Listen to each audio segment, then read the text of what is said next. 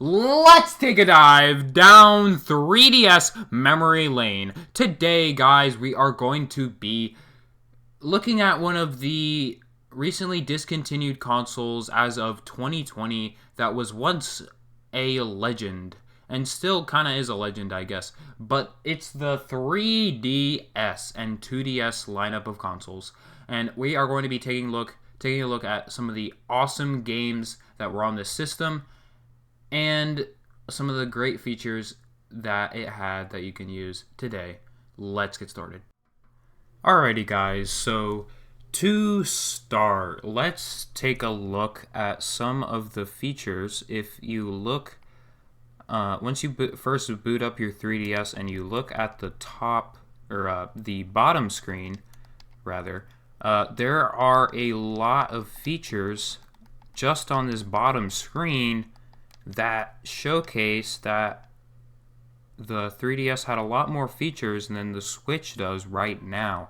And let's take a look at some of these, guys. So if you haven't heard about Homebrew, then don't worry about it. But if you do, you know that you can get way more custom backgrounds. But even without Homebrew on the Nintendo 2DS, you can still change the theme of the system, like the system background. It's almost like an iPhone wallpaper, pretty much. Although you did have to pay some money back in the day when that was a good feature. And it still does work today, I believe. It might not, but anyway. You could change the theme, which was really cool.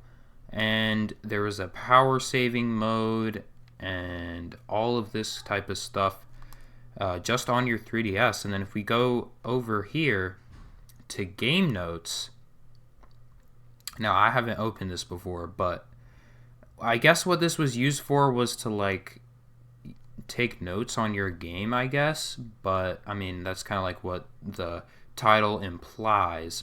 But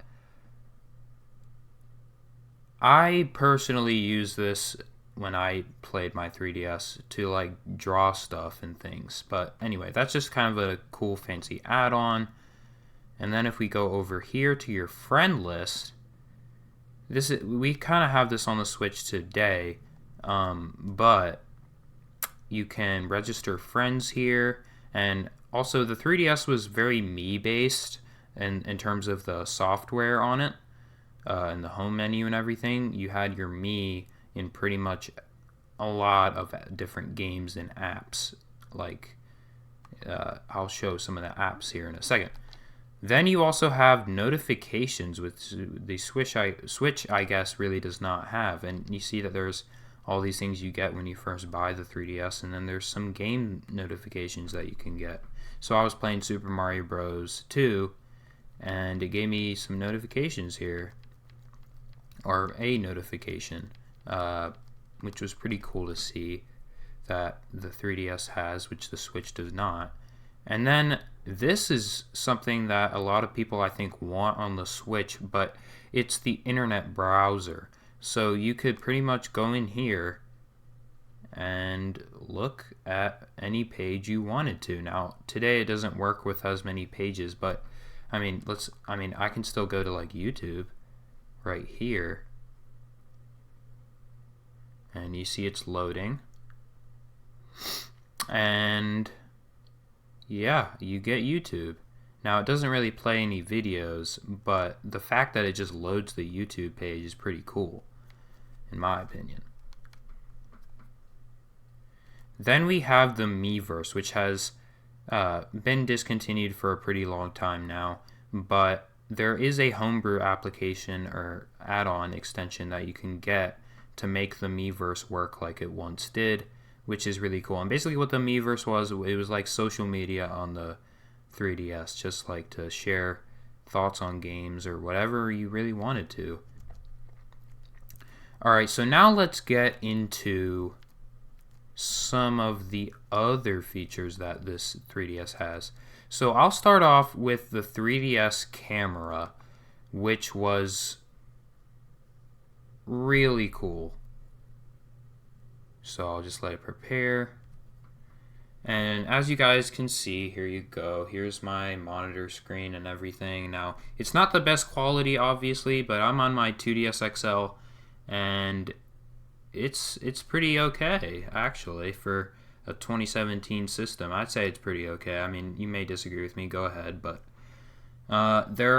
you can shoot video, you can shoot photos. There's all sorts of things that you can do with this. And this is a really cool feature that I really like.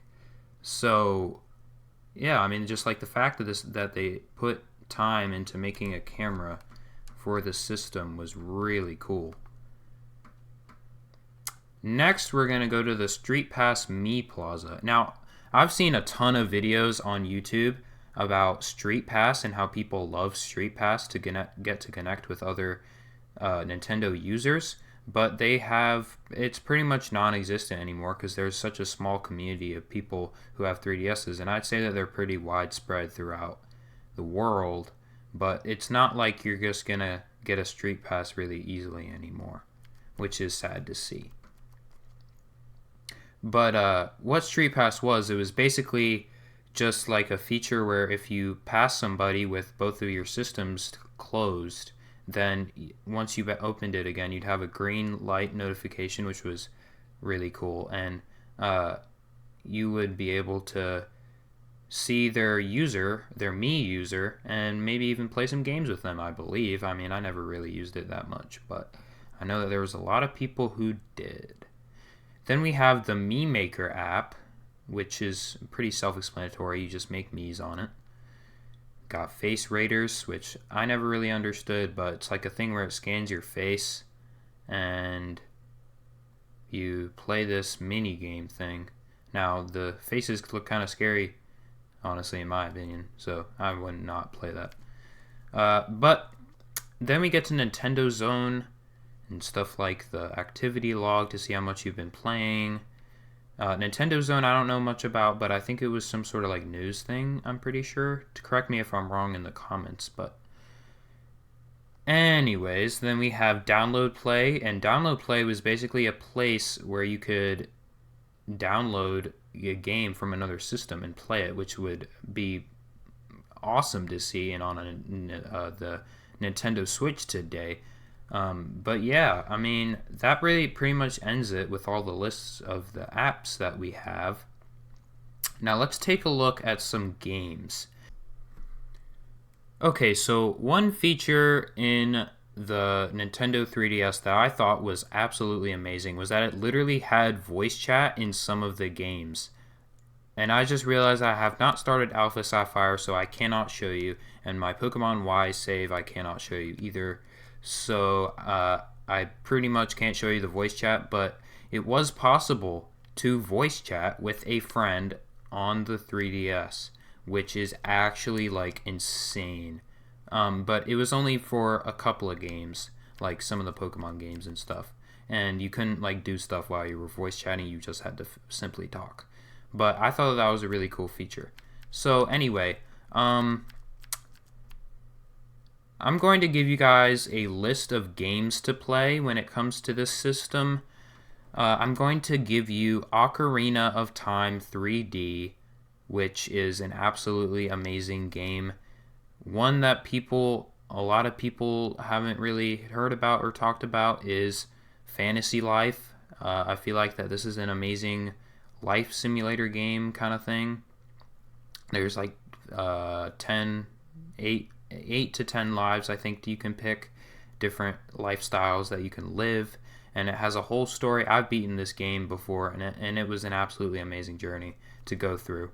And I would recommend all these Pokemon games as well if you're a Pokemon fan. Alpha Sapphire, Ultra Moon, Y, X and Y, Sun, all that stuff. Also play Bravely Default. This is another great kind of RPG game, I think. Definitely play Mario Kart 7. Definitely play Super Mario Bros. 2. Metroid Samus Returns is an amazing Metroid game, which I have really loved.